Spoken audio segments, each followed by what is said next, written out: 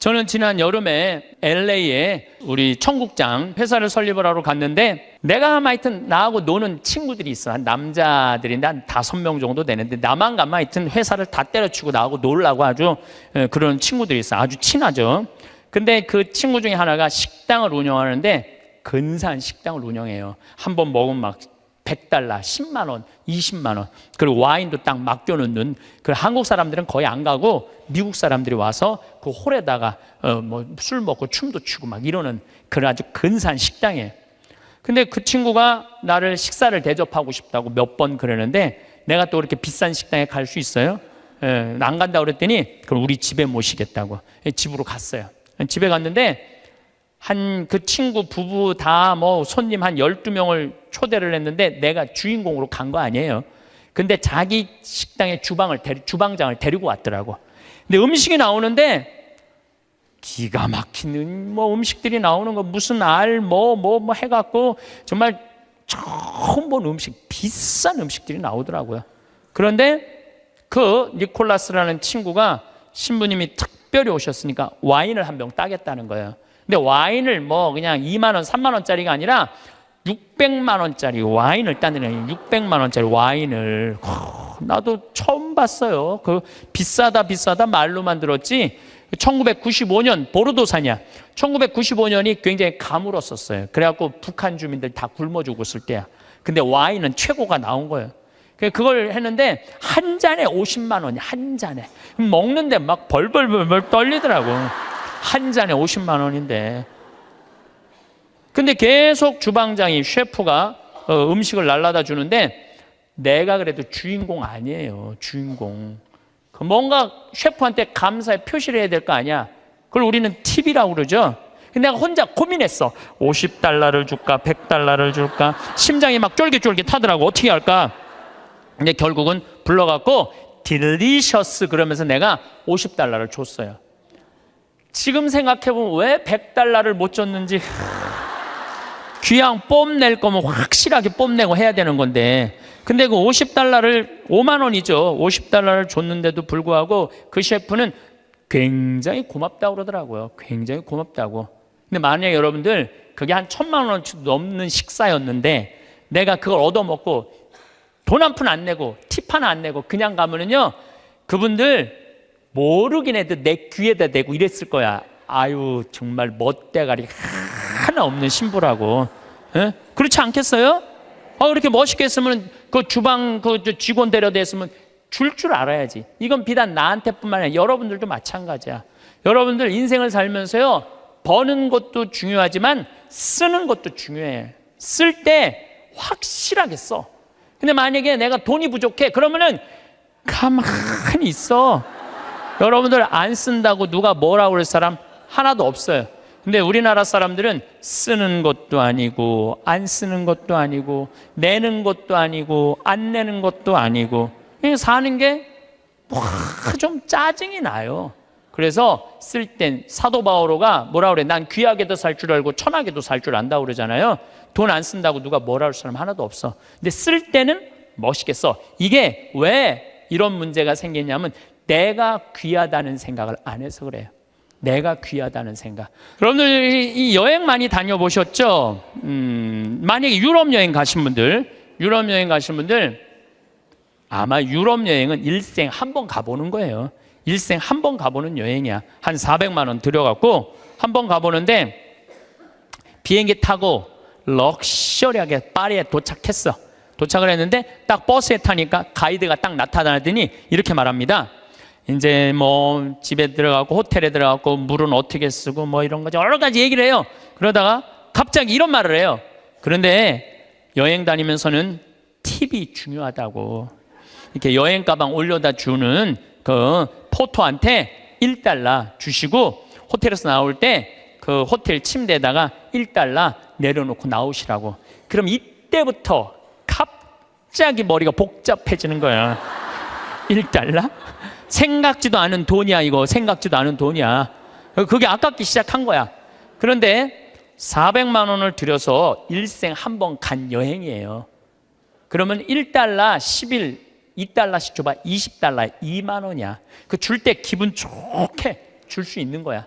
그런데 이제 딱 박스에서 내리니까 아니나 달라 막 벨보이들이 막 와갖고 가방을 막 들고 갈라 그래. 그러면은 이 할머니들이 이렇게 말합니다. 그 놔두라고, 내가 들고 갈 테니까 놔두라고. 아, 내가 여러 번 봤어요. 여행 같이 다니면서. 내가 그 힘들게 그 가방을 들고 다니는 할머니들 모습을 보면서 안타깝더라고요. 그럼 뭐하러 여행을 나와? 그 2만 원이 아까워갖고 그 힘든데 피곤한데 와갖고 그걸 또 들고 올라가. 그 2만 원이 아까우면 그냥 집에 가만히 있어.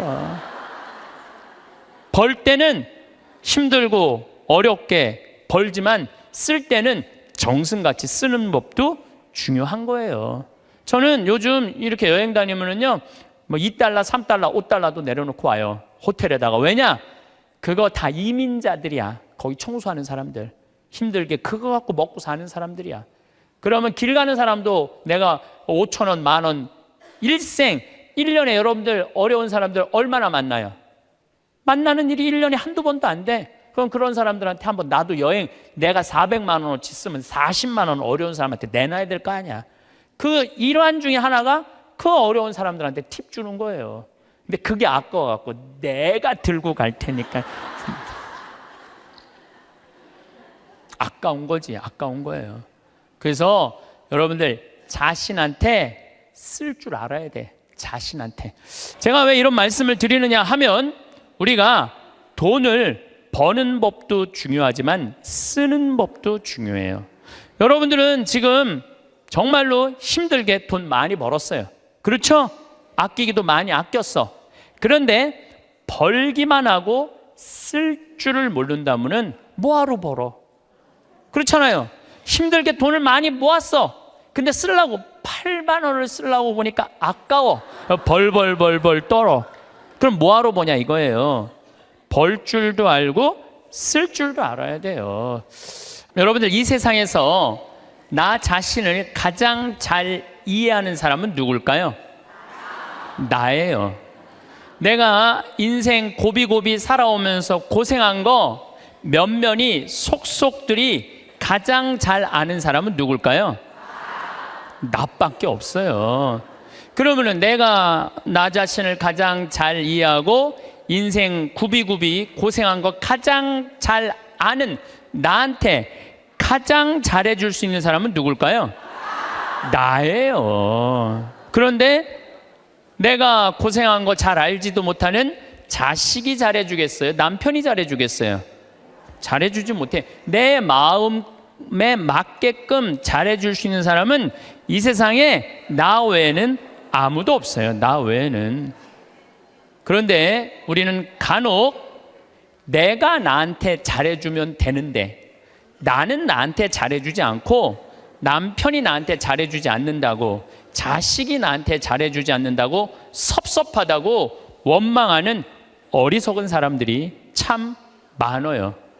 여러분들 이렇게 살아오면서 내가 사글세, 월세, 전세, 그나마 뭐 아파트 20평, 30평 이렇게 살 때까지 정말 알뜰살뜰 아끼면서 절약한 거 자식이 알 것 같아요? 몰라요. 그런데 몰라준다고 맨날 눈물찍, 콧물찍 짜는 참 많아요. 오늘 이후부터는 그런 거 섭섭하다고 말하지 마시고 누구한테 잘해주면 돼? 내한테 누가? 내가 잘해주면 돼요. 우리 평창은 화요일, 수요일 1박 2일 피정, 목요일 당일 피정, 금, 토, 일 2박 3일 피정을 해요.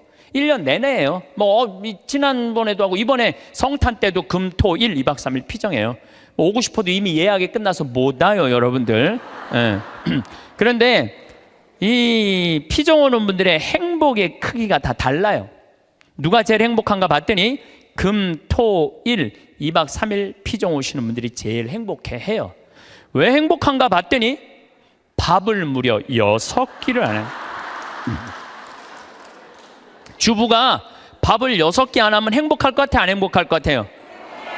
무조건 행복한 거예요. 무조건. 여기 이렇게 오신 분들 보니까 한 60대신 분들이 굉장히 많은데 30살서부터 시집 와갖고 60살까지 여러분들이 살림살이 하면서 밥하고 빨래하고 청소하고 애 낳고 애 길렀다면 여러분들은 한 달 가사 노동비를 따지면 한 달에 얼마치 일을 그동안 했느냐면은 350만 원어치 일을 했다고 그래.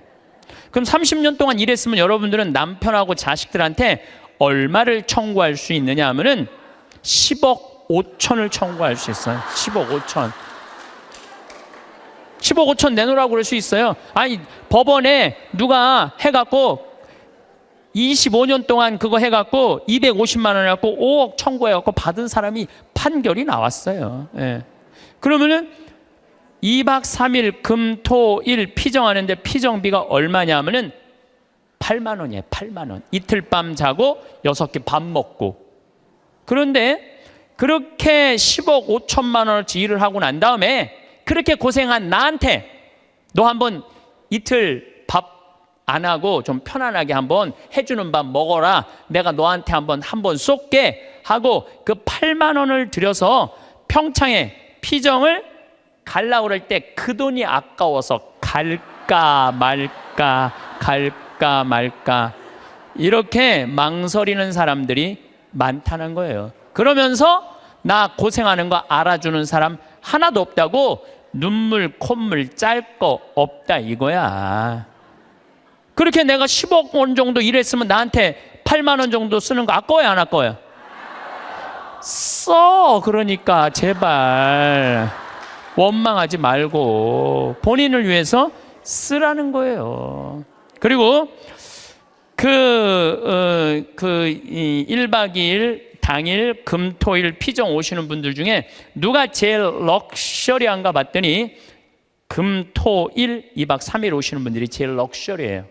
왜 럭셔리한가 봤더니 설거지를 안 하잖아. 밥 먹고 우리 잠비아에서 온 커피가 있어요. 그 커피 뽑아서 강 내려다보는 데크에 앉아갖고 저 우아하게 그러니까 그 2박 3일 동안 피정 오시는 분들 이번에도 뭐 이 추운 12월 달에 왔는데도 나한테 이런 말을 해요. 신부님 너무 행복해요. 해준 게 아무것도 없는데 내가. 왜냐하면은 우리 또 생태마을에서 요즘 우리가 시래기 말라하고 시래기하고 된장국 끓여 우리 뭐 배추 무 얼마나 맛있어요. 그 자연 아주 정말로 유기농 식단으로 해주니까 요즘은 또 호박 싹 이렇게 했는데 너무너무 맛있더라고. 지금도 이제 주일날 나가면은 월요일, 화요일, 수요일 이럴 때는 요즘은 내가 이렇게 대림식이라고 강의 나오면은 그 손님을 안 받아요. 근데 지금 6분이 와 있는데 당일 온다 그러더니 일주일 있겠다는 거. 나한테 오늘 와서 막 신부님 여기 있고 싶다는 거. 아니 강의도 없고 텔레비도 없고 뭐가 좋아서 여기 계속 있겠다 그러니까 팝이 너무 맛있다는 거야. 팝이. 야, 주부한테는 이것만 해도 충분히 행복하구나. 그런 생각이 들더라고요. 저는 22년 전에 평택 비전동 성당에 발령을 받아갔어요. 근데 발령 받자마자 주교님께서 2년밖에 안 됐는데 신설 성당인데 성당을 분가하라는 거예요. 뭐 우리 신부들이야 주교님이 명령을 내리면은 바로 해야죠. 그래서 진사리라는 곳에, 진사리는 어디냐면 평택 안성 인터체인지 바로 옆이 진사리예요. 거기서 이제 교우는 200명밖에 안 되는데 분가, 우리 성당은 3,500명 정도 있었는데 그중에 200명을 떼어서 분가를 하라는 거예요.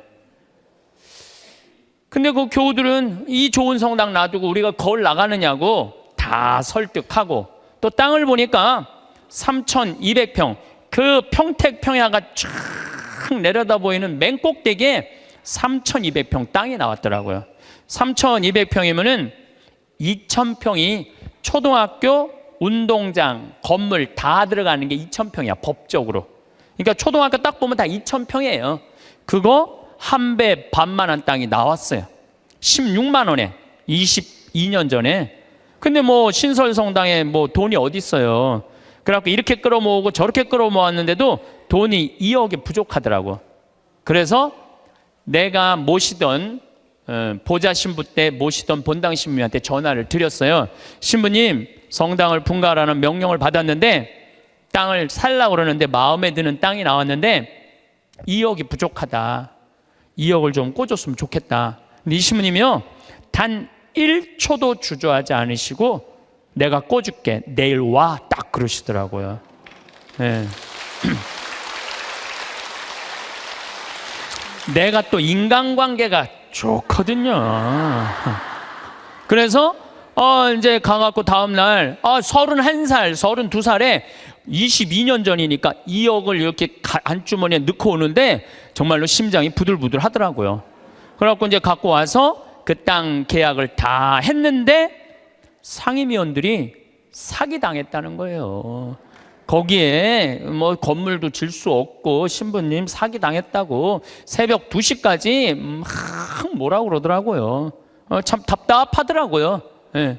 근데 이제 내가 다 알아보고 조사해 본 결과 사기당한 게 아니다. 이렇게 저렇게 얘기를 하고 어쨌든 이제 그 마음고생을 다 하면서 땅을 다 샀어. 반대를 무릅쓰고. 그리고 1년이 지났는데 땅값이 16만 원짜리가 35만 원으로 뛴 거예요. 1년이 지났는데 그래서 그중에 800평을 팔아서 나한테 돈 꿔준 우리 김창림, 이제 돌아가셨죠. 김창림 필리포 시부님한테 2억을 돌려줬어요. 그러니까 2,400평이 남았는데 거의 돈 한 푼 없이 그냥 산 거야. 그런데 지금은 거기에 아파트가 다 들어왔어요. 아파트가 다 들어왔는데 2,400평이니까 주차 걱정을 해. 좁은 공원, 그냥 그 동네에 공원이 생긴 거. 그래서 무슨 들은 얘기로 내가 들은 얘기니까 카페를 차려갖고 얼마나 근사하게 지냈는지 모른다는 얘기를 들었어요. 그런데 내가 그렇게 마음고생하고 성당터 마련한 거 아무도 몰라.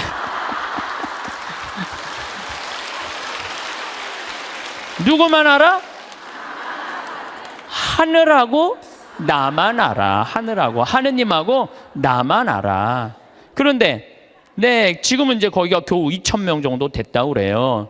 근데 후임자 신부가 몰라준다고 그 교우들이 20년 전에 내가 그렇게 힘들게 해서 땅 산 거 몰라준다고 내가 맨날 섭섭하다고 그러면요, 나는 쫀쫀한 사람이야. 쫀쫀한 사람. 작은 사람이야. 작은 사람.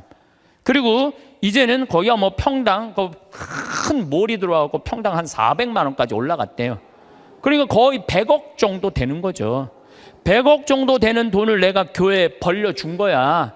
그런데 아무도 몰라.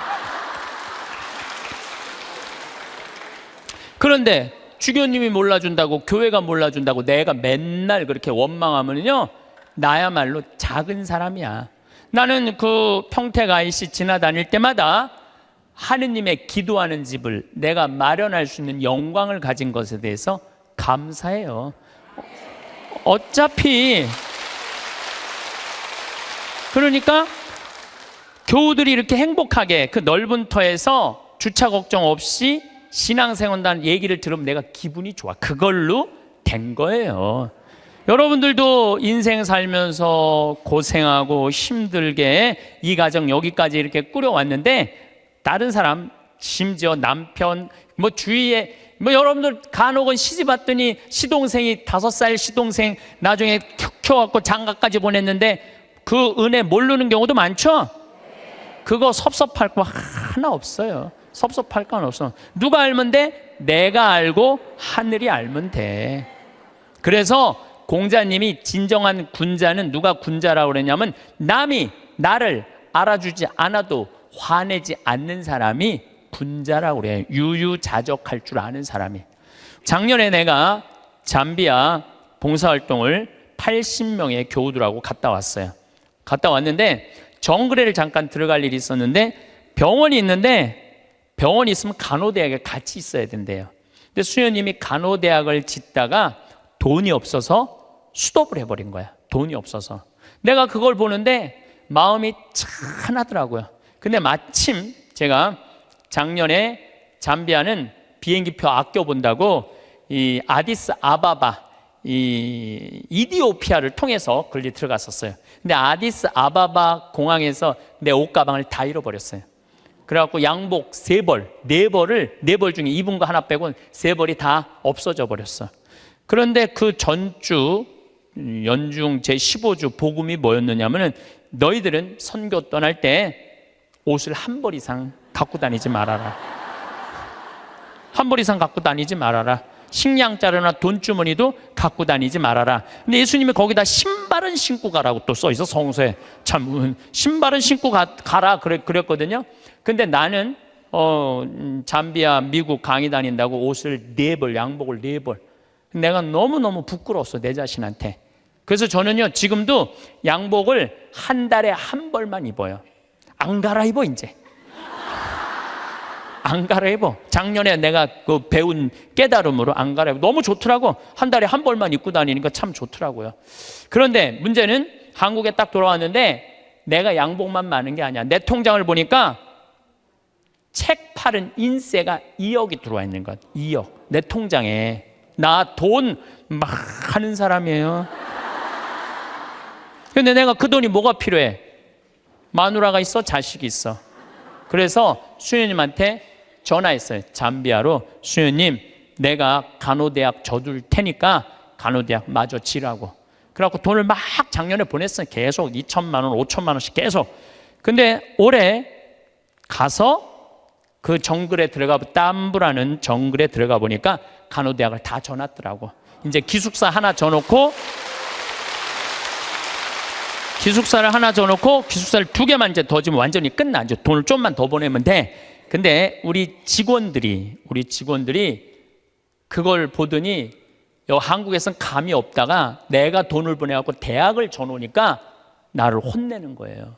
신부님 은퇴해서 돈 필요한데 이렇게 돈 다 써버리면 어떻게 하려고 돈을 다 써버리느냐고. 신부님 은퇴하면은 맛있는 것도 먹고 여행도 다니려면 돈이 필요한데 지금 다 써버리면 어떻게. 지금이야 신부님 강의도 다니고 강사료도 많고 인세도 많고 그래갖고 지금이야 뭐 막 부족한 게 없지만 은퇴하면 필요한 게 돈이라고. 신부님 앞으로 돈 모으라고 막 나를 혼내더라고요. 근데 저는 이런 생각이 들어요. 만약에 내가 은퇴해갖고 돈이 없으면 나는 어떻게 할 거냐면은 사제관에 가만히 앉아 있을 거야. 돈 없는데 어떻게 해? 가만히 앉아 있어야지.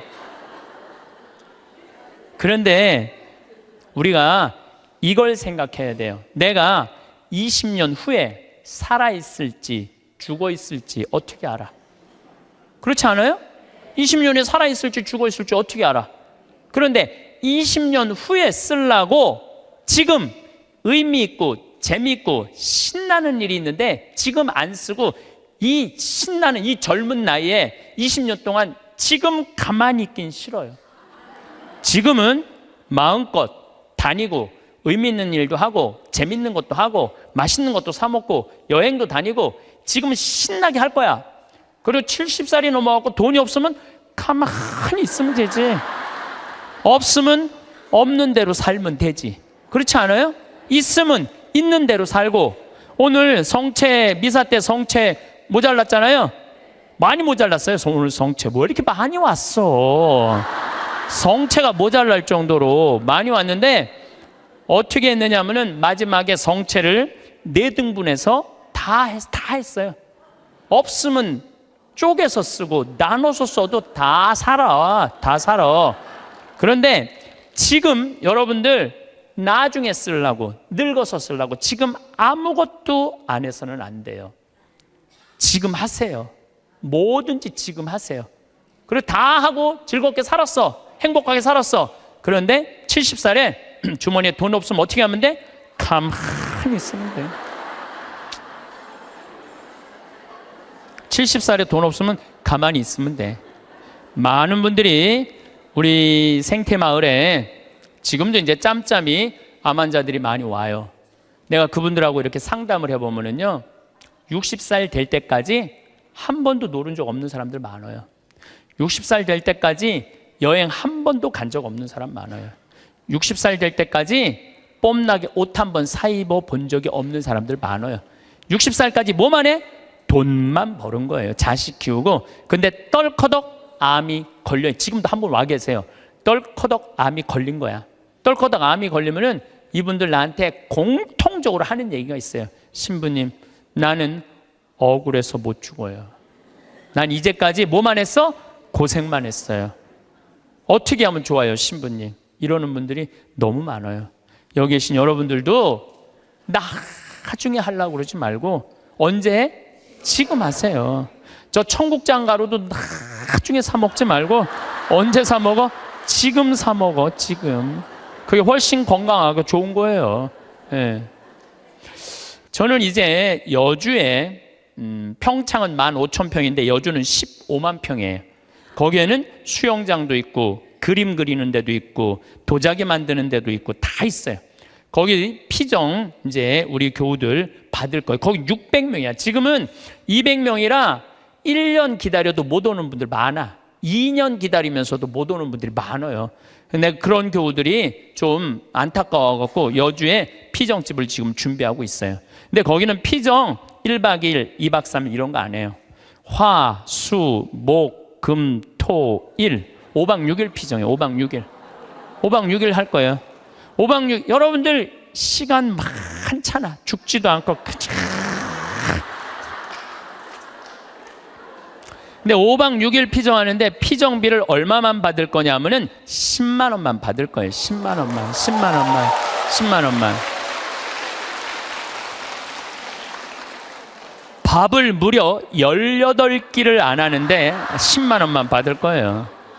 난 사실 우리 천주교 교우들 불쌍해요. 왜 불쌍하냐면은 성당 나오면서부터 많은 헌금을 하든 안 하든 평생 헌금했어요. 그리고 또 불쌍한 데 있으면 2차 헌금하고 교무금하고 또 성당 지면 신축금 내고 또 뭐 어려운 데서 와갖고 뭐 꽃동네 뭐 이런 데 와갖고 또 뭐 도와달라 그러면 또 반지도 빼고 뭐 그냥 있는 거 없는 거 나 먹기 살기 힘들어도 어떻게 해? 마음 짠하니까 어떻게 해요?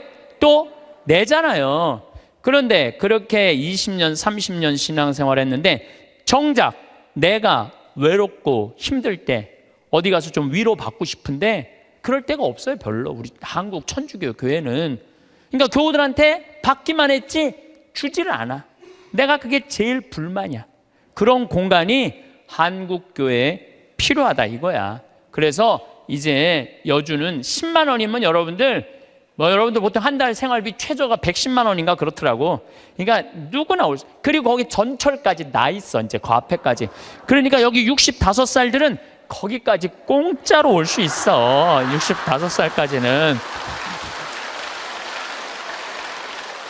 전철까지 나 있으니까 마음만 먹으면은 뭐 얼마든지 올 수 있어요. 그래서 우리 교우들한테 그런 공간을 만들어 줘야 되겠다. 우리도 좀 위로받고 살아야 되지 않아요? 맨날 뭐 남만 위로하고 살아. 나는 30년 동안 그렇게 뼈 빠지게 고생했는데. 그런데 제가 한 6년 동안 그 여주에다가 그런 생태 마을을 꾸며서 한국민들, 우리 천주교 교우들뿐만 아니라 한국민들이 쉴 수 있는 오아시스를 만들어야 되겠다. 그래갖고 다 허가를 받아놨는데 이번 2월 달에 교구청에 편지를 했어요. 주교님 허가를 다 받아놨으니 공사비 달라고. 거기가 총 공사비가 얼마냐면 300억이에요. 300억을 내가 무슨 재주로 만들어. 내가 무슨 재주로. 그러니까 교구에서 내야 될 거 아니에요. 근데 답이 없는 거야. 준다는 답이 없어. 그래갖고 내 친한 주교님한테 말씀을 드렸죠. 아니 어떻게 왜 답이 없냐. 허가까지 다 떨어졌는데 근데 우리 수원교구는 지금 신도시가 굉장히 많이 생겨요.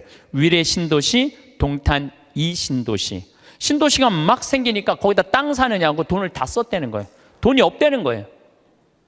그런데 저는 30대 때는 막 내 뜻대로 안 되면 막 교구청에 올라가고 막 뒤집고 소리 지르고 그랬어요.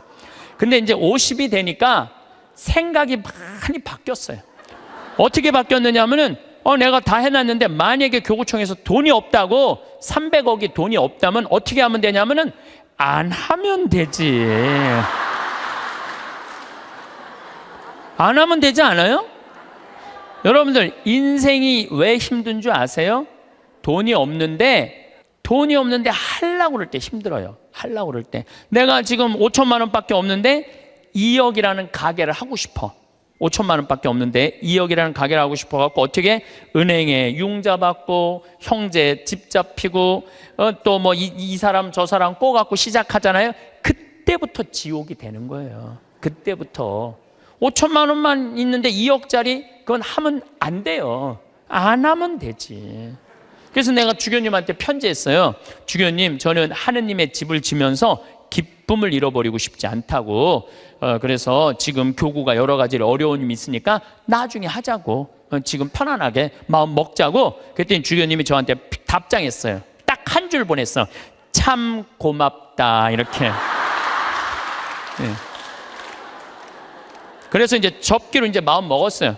접기로 마음을 먹었는데 잠비아에 농업대학 하라고 100억을 봉헌하신 우리 할머니죠. 나는 할머니라고 안 그러는데 그냥 100억을 봉헌했어요. 벌써 3년 전에. 3년 전에 이제 그분하고는 가능한 한 한 달에 한 번 정도 밥을 먹는데 이제 밥을 먹으면서 이런 얘기 저런 얘기 사는 얘기를 하면서 내가 이제 여주에 생태마을을 꾸밀려고 그러는데 교구가 지금 뭐 신도시 성당터 산다고 돈이 없다고 좀 어려워하더라. 이런저런 얘기를 하는데 하루는 우리 이 자매님하고 서울 경복궁 구경을 가는데 신부님 서울 구경 가는 길에 잠깐 남산 밑에 경리단길 요즘 뜨는 데 있죠.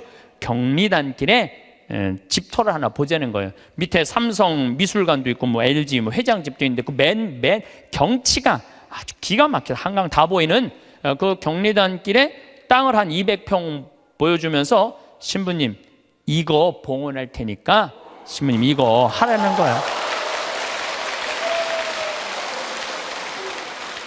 그래갖고 거기가 평당 한 평에 6천만 원이야. 한 평에 근데 200평. 근데 며칠 전에 무슨 공시지가 이런 게 나오는데 123억이 나왔더라고. 그 시세 그게 123억짜리를 봉헌을 하신 거예요. 우리 교우들 쉬는데 그거 신부님 이거 갖고 꾸미는데 좀 이렇게 미천하시라고. 그래갖고 내가 또 이제 주교님한테 가서 아니 이거 저 봉헌을 했는데 이거 어떻게 하면 좋으냐고. 그러더니 우리 주교님께서 아우 그럼 우리 하자고 이렇게 봉헌한 분이 있으니까 난 또 하자고 그러면은 하면 돼. 또 하자고 그러면 하면 돼. 그래서 아마 이제 곧 이제 그 시작이 되면 3년 후 정도면은 우리 교우들이 이용하실 수 있을 거라고 생각을 합니다. 뭐 어느 교구에 뭐 우리 교구 얘기예요. 우리 수원교구 얘기인데 한 본당에 금융업을 하는 회장님이 있었나 봐. 나한테 돈을 맡기면은 내가 이자 주겠다고. 여러분들 내가 평화방송에 수도 없이 얘기했어요. 여러분 인생이 왜 괴로운지 알아요? 정치가 잘못돼서 내 팔자가 기구해서 절대 그렇지 않아요. 내가 잘못 선택해서. 어떻게 잘못 선택해? 과하게 욕심을 부려서 인생이 힘든 거예요. 그런데 이분은 이자 준다고 교우들을 그래갖고 막 1억씩 5천만 원씩 막 맡겨갖고 끌어모았대요. 그런데 지금 우리나라 법정이자가 1.25%예요. 은행에다가 1억을 맡기면 1.25%면 10만 4천 원 이자 받아 한 달에 1억. 그래서 요즘은 어떤 자식이 효자래요? 3억 엄마 이거 써 그러갖고 3억 주는 자식이 효자가 아니래. 한 달에 그저 100만 원씩 용돈 주는 자식이 효자래. 3억 주는 자식이 효자가 아니라 3억 줘봤자 은행에서 30만 원밖에 못 받아요. 3억 줘봤자. 그러니까 이 사람한테 맡기면은 125만 원을 받을 수 있는 거야. 1억만 맡겨도. 그러니까 사람들이 정신이 나갖고 그 사람한테 전래분과장이라는데 다 갖다 맡긴 거예요. 한 3-4달은 이자가 나왔는데 그 다음에 어떻게 못 나와요. 그래갖고 망해갖고 이분 지금 감옥에 가 있대요. 그러면은 5천만 원 1억씩 맡긴 사람들은 이 사람들은 돈 써보지도 못하고 하늘에 날아간 거예요. 허공에 날아간 거예요. 그렇지 않아요? 그러면은 이자 주겠다고 꼬신 이 전래분과장이 나빠요? 이자 받아먹겠다고 맡긴 사람이 나빠요? 둘 다 나빠. 둘 다. 여러분들 오늘 이후부터 경제 성장이 2% 이상 안 되면은 2% 이자 주는 데 없어요. 경제 성장이 3% 되면은 3% 이자야. 경제 성장이 3%인데 5% 이자 준다 그러면 이건 의심해 봐야 돼요. 근데 경제 성장이 3%인데 10% 이자 이율이 나온다? 이건 100% 사기라고 보면 돼. 150% 사기라고 생각하면 돼. 근데 이 어리석은 많은 분들이 5천만 원, 1억을 갖다 맡긴 거야. 내 이 강의를 듣고 어떤 분이 생태마을에 전화했어요. 신부님 안 그래도 사기 당한 분이래. 안 그래도 상처 입었는데 신부 왜 전국에 창피하게 그 얘기를 하느냐고, 하지 말라고. 그래 전화가 왔어. 근데 저는 왜 하느냐 하면은 여러분들 그런 예를 들어서 타산지석이라고 그랬죠? 여러분들 이렇게 어리석은데 넘어가지 마세요. 차라리 그 5천만 원이면은 이스라엘 성지순례를 10번을 갔다 올 수 있는 돈이야. 이스라엘 성지순례 10번 갔다 올 수 있는 돈이야. 여러분들이 이스라엘 성지순례를 10번을 갔다 오잖아요. 그럼 여러분들은 예수님하고 트고 지낼 수 있어. 투고 지낼 수 있어. 내가 이스라엘 성지순례 지금 5번 갔다 왔거든요. 5번 갔다 왔는데 저는 지금 예수님하고 거의 틀라고 그래. 성서를 읽으면은 예수님이 막 튀어나와. 그래서 나한테 말을 걸어요. 예수님이 말을 걸어요. 요즘 제가 이제 내년 3월 8일부터 성서 강의를 해요. 성서 강의를 하는데 나는 성서 전공한 신부가 아니잖아요. 그리고 신학교 때 뭘 배웠는지 생각도 안 나. 성서 전공한 신부도 아니고 신학교 때 배운 거 기억도 안 나. 근데 내가 성서를 강의하겠다고 평화방송하고 정말로 엄청난 도전을 하는 이유 중에 하나가 5번을 성지순례 갔다 오면서 내가 만난 예수님, 그 예수님을 얘기해 주고 싶은 거예요. 오늘 아침에도 이제 강의를 준비하다 나왔는데 무슨 일이 있었느냐 하면은 예루살렘에 가면은 겟세마니 동산 위에 눈물 동산이 있어요. 눈물 성당이 있어. 거기서 눈물 성당에서 우리 올해 2월 달에 우리 교우들 200명이 겟세마니 동산으로 내려가고 있는데 내가 맨 나중에 가고 있는데 거기서 아라바이가 예루살렘 성전 그 지도 그 1달러에 사라고 계속 맡기는 거예요, 나한테. 그래서 내가 됐다고 그랬는데 나 혼자 지금 맨 뒤에 가고 있는데 이 친구가 뒤에서 내 뒤로 꼬집더라고요. 이 목덜미를 꼬집어. 얼마나 기분 나빴는지 몰라.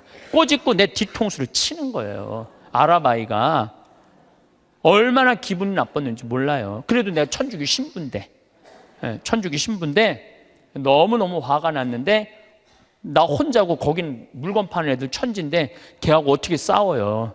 그리고 나는 성격상 맞고 말지 싸우진 않아. 그래갖고 내려가갖고 겟세마니 동산에 가서 기도를 하는데 예수님 생각이 나더라고요. 예수님은 유대인들이 툭 하면 돌을 집어 던지려고 그랬어요. 툭 하면 돌을. 근데 예수님은 어떻게 했느냐 하면은 아직 내 때가 되지 않았다고 인내하세요. 인내를 하시고 예수님 어떻게 마지막 십자가상의 죽음을 통해서 누구를 구원하고 싶었어? 인류를 구원하고 싶었어요. 몇몇 사람들이 기분 나쁘게 돌 집어 던진다고 욕한다고 그것 때문에 큰 일을 그르칠 분이 아니었어요. 나도 이 200명이나 되는 사람들을 데리고 와서 성지순례 하는데 내가 하나 기분 나쁘다고 막 신경질 부리고 나 이제 간다고, 나 이제 한국으로 갈 거라고 겟세마니 동산에 앉아서 이렇게 기도를 하는데 정말로 구구절절 예수님이 느껴지더라고요. 그리고 인내라는 거 그런 게 막 느껴지는 거예요. 여러분들도 자식 키우면서 정말로 이 세상 살면서 더러운 꼴 많이 보죠? 근데 여러분들 왜 참아요? 이거 자식 하나 잘 키워보겠다고, 자식 하나 행복하게 해보겠다고 참는 거 아니에요? 그러니까 인내를 하면은 뭐를 얻을 수 있느냐 하면은 열매를 얻을 수 있어요. 열매를. 인내를 하면. 근데 내가 만약에 이스라엘 성지순례 안 갔다 왔으면 이런 묵상 나 죽었다 깨어나도 못해. 근데 만약에 여러분들이 5천만 원을 가지고 이스라엘 성지순례 10번만 갔다 오면 여러분 예수님하고 트고 지낼 수 있다니까. 근데 이자 받아보겠다고 홀딱 맡겨갖고 써보지도 못하고 돈 날리면은 이분들 이렇게 얘기합니다. 내가 성당 나가봤더니 하느님이 있긴 어디 있느냐, 사기나 치는 사람들 모임인데, 그리고 이 사람 어떻게 하냐면은 냉담해요. 그러면은 돈 잃어버리고 하느님 잃어버리고 사람 잃어버리고. 이게 왜 그런 줄 알아요? 자기 욕심 때문에 그러는 거예요. 자기 욕심 때문에. 그리고 돈을 버는 법은 배웠는데 쓰는 법을 못 배운 사람이에요. 돈을 버는 법은 배웠는데 어떻게 써야지 의미 있고 행복하게 쓰는지 모르는 사람들이 내가 보기엔 대한민국에서 천지야. 돈 쓸 줄 모르는 사람들이. 나는 어쨌든 성당터 또 그 다음 성당도 2,400평 성당터 해갖고 지금 아주 공원 같은 성당 돼 있어요. 그러니까 나는 내가 수고한 거 누가 알아? 하늘이 알고 내가 알아. 그래서 나는 지난 12월 6일 날도 이선희 콘서트 갔다 왔어요.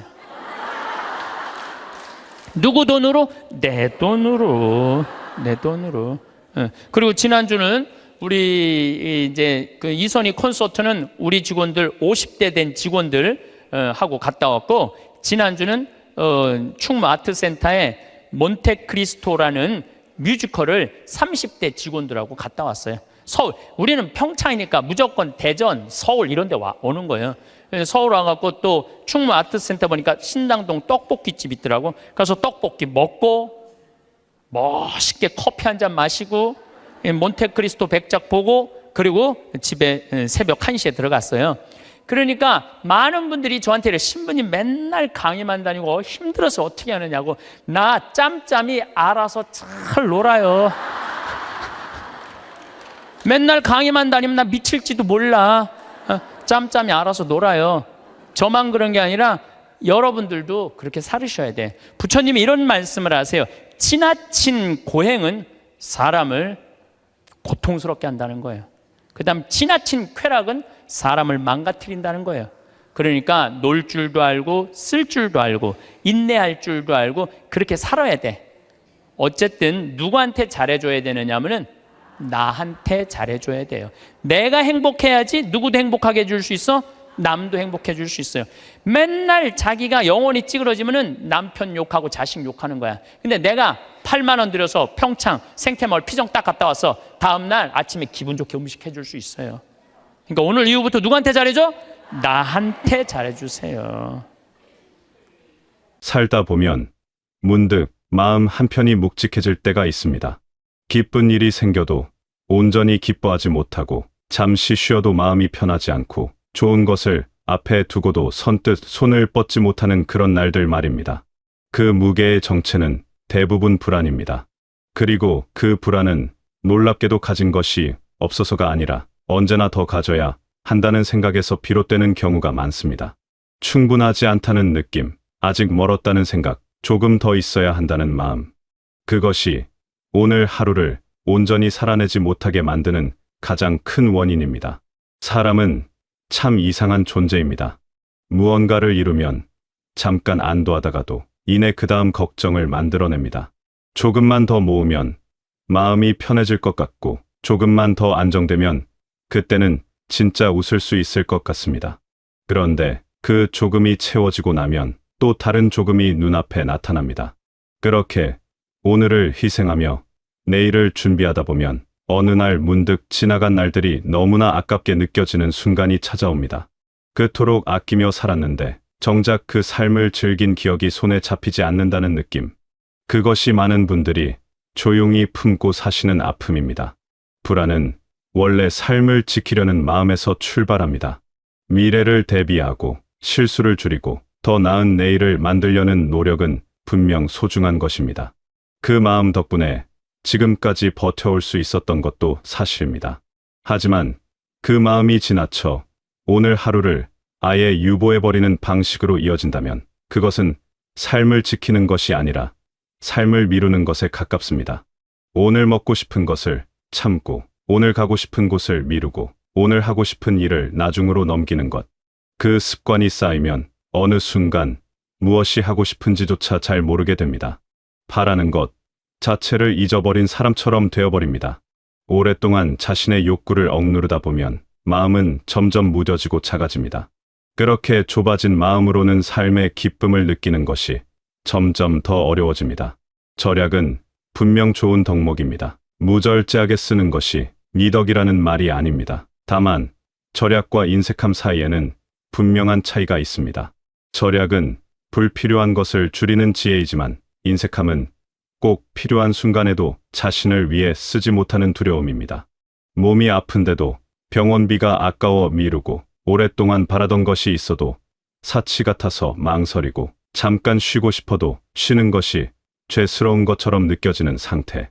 그 상태에서 돈은 더 이상 삶을 위한 도구가 아닙니다. 오히려 마음을 묶어두는 줄이 되어버립니다. 그리고 그 줄은 시간이 지날수록 더 단단하게 조여드는 경향이 있습니다.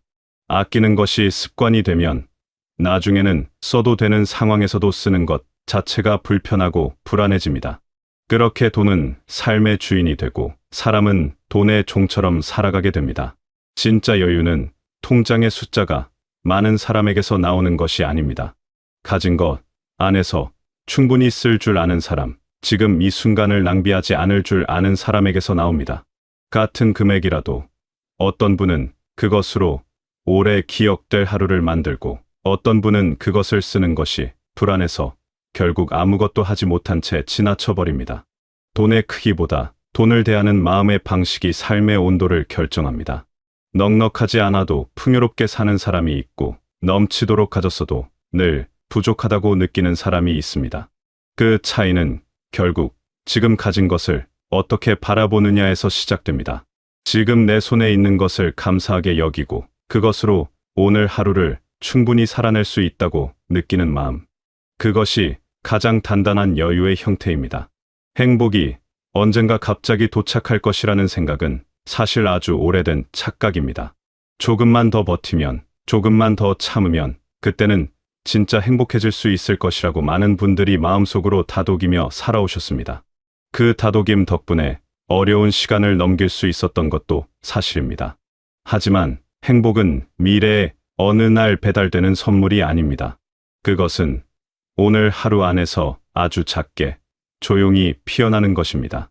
맛있는 것을 먹으며 느끼는 만족, 좋아하는 풍경 앞에서 잠깐 멈추는 여유, 오랫동안 하고 싶었던 일을 드디어 해보는 설렘. 그런 순간들이 켜켜이 쌓여야 비로소 삶이 좋았다는 느낌이 남습니다. 오늘 웃지 못하는 사람이 내일이 된다고 저절로 웃게 되는 일은 드뭅니다. 웃는 연습은 오늘 해야 합니다. 즐기는 연습도, 쉬는 연습도, 자신에게 너그러워지는 연습도 오늘 해야 합니다. 그것이 내일을 위한 가장 현명한 준비입니다. 행복은 준비가 다 끝난 뒤에 시작되는 것이 아니라 준비하는 오늘 안에도 함께 있어야 합니다. 그것을 놓치지 않는 것이 삶을 오래도록 사랑하는 방법입니다. 작은 즐거움을 허락하는 것, 사소한 기쁨에 잠깐 머무는 것, 별것 아닌 듯한 순간을 소중하게 여기는 것. 그 모든 것이 행복이라는 이름으로 쌓이는 시간들입니다. 이상하게도 사람은 남에게는 친절하면서 자기 자신에게는 몹시 가혹할 때가 많습니다. 소중한 사람이 힘들다고 하면 위로해주고, 잘했다고 칭찬해주고, 쉬어도 된다고 다독여줍니다. 그런데 자신에게는 그렇게 하지 않습니다. 나는 이 정도면 충분하지. 나는 원래 이렇게 사는 거지. 나쯤이야 괜찮아 하면서 스스로를 자꾸 작은 자리에 밀어넣습니다. 그 말들이 오랫동안 반복되면 어느 순간 그 말이 사실이 된 것처럼 느껴집니다. 내가 정말로 별로 중요하지 않은 사람인 것처럼, 내 바람은 별로 중요하지 않은 것처럼 여겨지게 됩니다. 하지만 그것은 사실이 아닙니다. 그것은 오랫동안 자신을 뒷순위에 두는 습관이 만들어낸 착각입니다. 생각해보면 이 삶의 무게를 처음부터 지금까지 온전히 견뎌온 사람은 바로 여러분 자신입니다. 누가 대신 살아준 것이 아닙니다. 힘든 날도, 흔들리는 날도, 어디서부터 잘못된 건지 모를 것 같던 날도 여러분이 직접 버텨온 것입니다.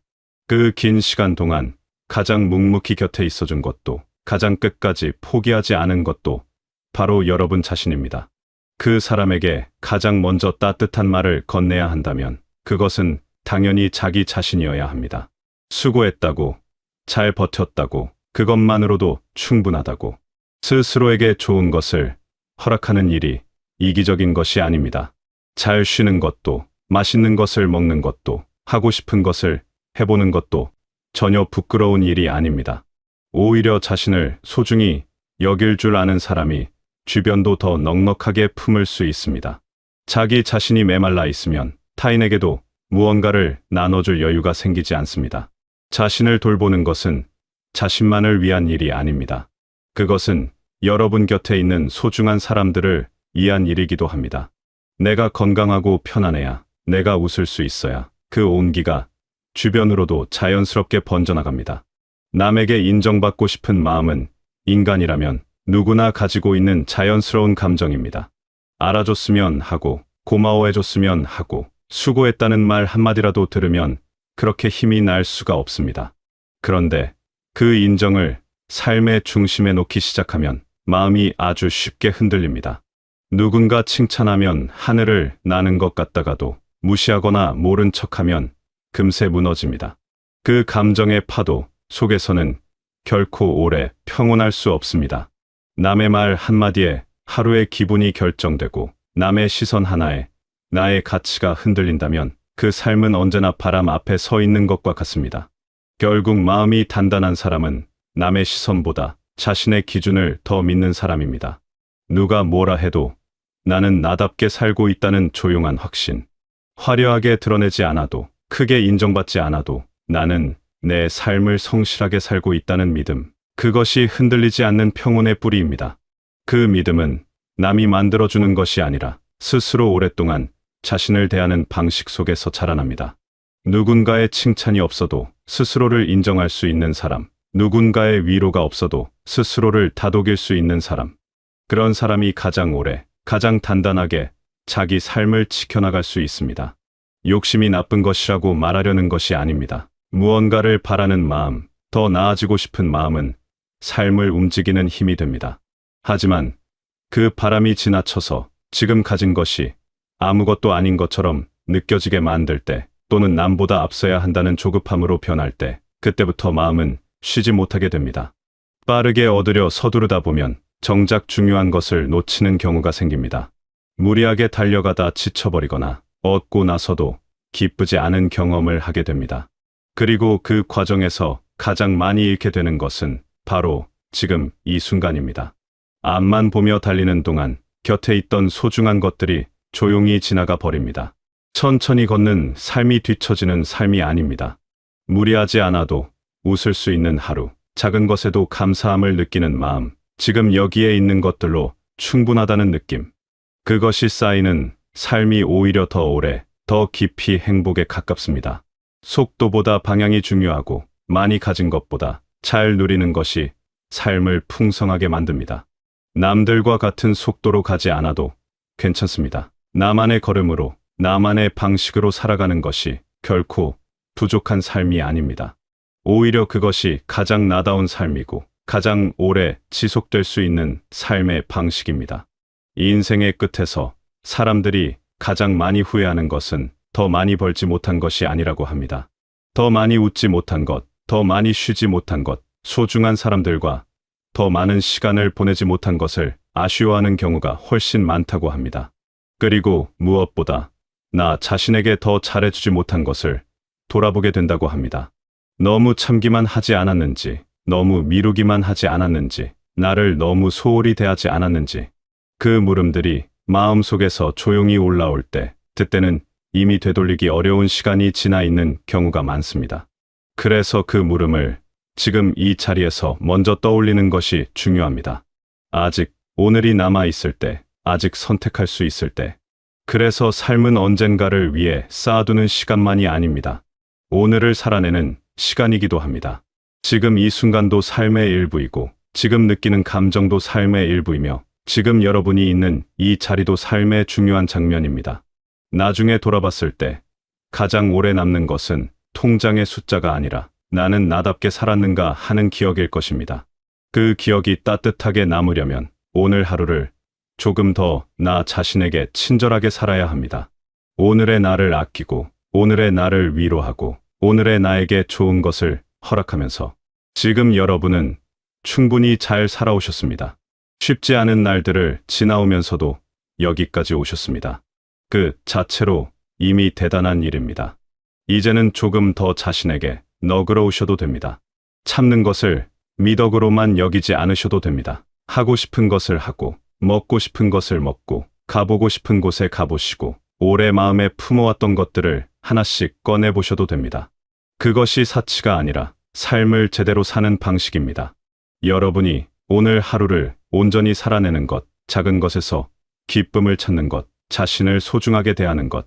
그것이 가장 지혜로운 삶의 태도입니다. 더 늦기 전에 오늘부터 조금씩 자신에게 따뜻한 사람이 되시길 바라겠습니다.